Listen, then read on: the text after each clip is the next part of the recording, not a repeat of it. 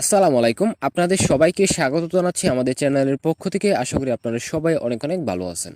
বিদেশে উচ্চশিক্ষার জন্য আবেদন করতে জমা দিতে হয় বিভিন্ন একাডেমিক ডকুমেন্টস, আর সমস্ত ডকুমেন্টস অবশ্যই সত্যায়িত হতে হয়।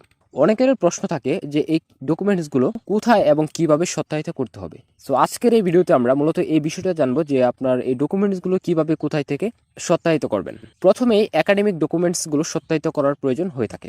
ভিসা আবেদনের জন্য পুলিশ ক্লিয়ারেন্স সার্টিফিকেট ও জন্ম নিবন্ধন সত্যায়িত করতে হয়।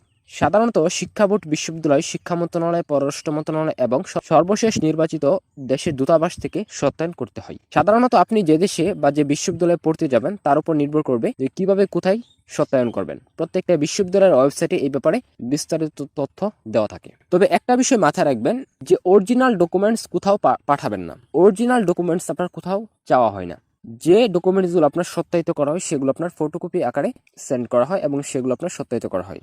সো আজকের এই ভিডিওটি যেহেতু একটু আলাদা রকমের, যদি ভিডিওটা ভালো লাগে ভিডিওতে অবশ্যই একটা লাইক করবেন। চ্যানেলে নতুন হয়ে থাকলে অবশ্যই চ্যানেলটি সাবস্ক্রাইব করে দেবেন।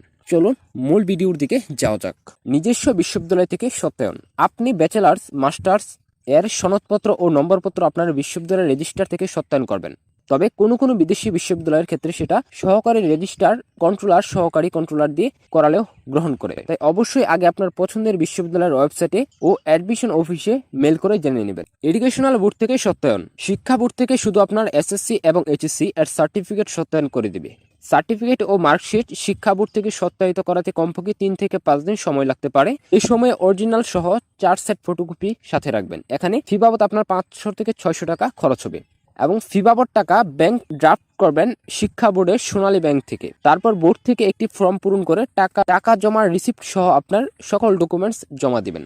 শিক্ষা মন্ত্রণালয় থেকে সত্যায়ন। প্রথমে নিজ নিজ ইউনিভার্সিটি থেকে সার্টিফিকেট এবং ট্রান্সক্রিপ্ট এর কপি ভেরিফাই করে নিতে হবে। এক্ষেত্রে সরকারি এবং বেসরকারি বিশ্ববিদ্যালয়ের নিয়ম ভিন্ন। জাতীয় বিশ্ববিদ্যালয়ের এক্ষেত্রে এটা জানা জরুরি যে কোনো সিগনেটারির নাম এবং signature ministry of education MOED এর এনলিস্টেড, শুধুমাত্র এনলিস্টেড সিগনেটারি দিয়েই ভেরিফাই করাবেন। এরপর আপনাকে ঢাকায় অবস্থিত বাংলাদেশের সচিবালয়ে যেতে হবে। সচিবালয়ের অরিজিনাল সহ 3 থেকে 4 কপি ডকুমেন্টস সাথে নিয়ে যাবেন। এখানে কাগজপত্র সকাল 11টা থেকে জমা পড়া শুরু হয়, আর বিশেষ কোনো সমস্যা না থাকলে ওই দিনের বেলা 3টা বা 4টার মধ্যে ডকুমেন্টস ফেরত দেওয়া শুরু হয়। এমবাসি থেকে ডকুমেন্টস সত্যায়ন। এমবাসি থেকে ডকুমেন্টস সত্যায়নের জন্য অবশ্যই আগে বাংলাদেশের পররাষ্ট্র মন্ত্রণালয় থেকে সেই ডকুমেন্টস সত্যায়ন করে আনতে হবে। এরপর এমবাসিতে জমা দিতে হবে। নোটারাইজড করে অনেক সময় জমা দিতে হতে পারে, কিন্তু সেটা নির্ভর করছে কর্তৃপক্ষের উপর। আর এই সময় ডকুমেন্টস এর অরিজিনাল কপি নিয়ে যেতে ভুলবেন না। অবশ্যই আপনি সাথে আপনার অরিজিনাল ডকুমেন্টস নিয়ে যাবেন। বাইরের দেশের এমবাসি থেকে সত্যায়ন করতে আপনার সেই দেশে অবস্থিত বন্ধু বা আত্মীয়ের সাহায্য এর প্রয়োজন হতে পারে। সেক্ষেত্রে সাধারণত ফি দিতে হয়। তাই বিশ্ববিদ্যালয় কর্তৃপক্ষ ও দেশের সাথে যোগাযোগ স্থাপন করে আপনি সহজেই কাজটি করতে পারবেন। পুলিশ ক্লিয়ারেন্স সার্টিফিকেট সত্যায়ন। আপনি আপনার নিজের থানা থেকে পুলিশ ক্লিয়ারেন্স সার্টিফিকেটের আবেদন করবেন। পুলিশ ক্লিয়ারেন্সের সাধারণত পররাষ্ট্র মন্ত্রণালয় থেকে সত্যায়িত হয়েই আসে। তারপরও যদি আপনার পুলিশ ক্লিয়ারেন্সের সার্টিফিকেট পররাষ্ট্র মন্ত্রণালয় কর্তৃক সত্যায়িত না থাকে তবে তা করে নিতে হবে। উল্লেখ্য যে বর্তমান পুলিশ ক্লিয়ারেন্স সার্টিফিকেটের জন্য অনলাইনে আবেদন করা যায় এবং বাসায় বসে সার্টিফিকেট পাওয়া যায়। জন্ম নিবন্ধন সত্যায়ন। আপনি আপনার জন্ম নিবন্ধন পত্রটি প্রথমে ইংরেজিতে অনুবাদ করে নেবেন। যদি করা না থাকে তাহলে সেটাকে আপনি অনলাইনের মাধ্যমে আপনার যে ইউনিয়ন পরিষদ রয়েছে সেই ইউনিয়ন পরিষদ থেকে আপনারা ইংরেজিতে করিয়ে নেবেন।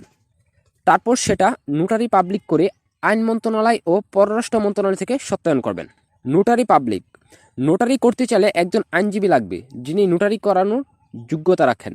এরপর তিনি প্রথমে আপনার মূল বা আসল সনদপত্র যাচাই করে দেখবেন। মূল সনদপত্র বলতে আপনার শিক্ষাগত যোগ্যতার সনদ, ট্রান্সক্রিপ্ট, জন্ম সনদ, চারিত্রিক সনদ ইত্যাদি। সো আসলে এই ডকুমেন্টসগুলো আপনি এই প্রক্রিয়ায় আপনার সত্যায়িত করতে হবে। তবে প্রত্যেকটা ডকুমেন্টসটি আপনাকে বিদেশে পড়াশোনা করার জন্য সত্যায়ন করতে হবে। তাই আজকের ভিডিওতে আপনাদেরকে মূলত এই বিষয়গুলো জানিয়ে দিলাম যে এই ডকুমেন্টসগুলো আপনি কোথা থেকে সত্যায়ন করতে হবে এবং প্রত্যেকটা স্টেপে আপনাদেরকে জানিয়ে দিলাম যে কোনটার পর কোনটা সত্যায়ন করতে হবে। তো কারো যদি বিদেশে পড়াশোনা করতে ইচ্ছে থাকে আপনারা এই ডকুমেন্টসগুলো রেডি রাখবেন এবং স্কলারশিপ পাওয়ার আগে বা স্কলারশিপে আবেদন করার অনেক আগে থেকে কিন্তু আপনাকে এই প্রস্তুতি কার্যক্রমগুলো সম্পূর্ণ করতে হবে। তো এই বিষয় নিয়ে সামনের দিনে আরও বিস্তারিত ভিডিও থাকবে, তার জন্য আপনারা অবশ্যই আমাদের চ্যানেলটি সাবস্ক্রাইব করে রাখুন। আজকের মতো এ পর্যন্তই। দেখা হচ্ছে আপনাদের সাথে আগামী নতুন কোনো ভিডিওতে। ততক্ষণ পর্যন্ত সবাই ভালো থাকুন, সুস্থ থাকুন।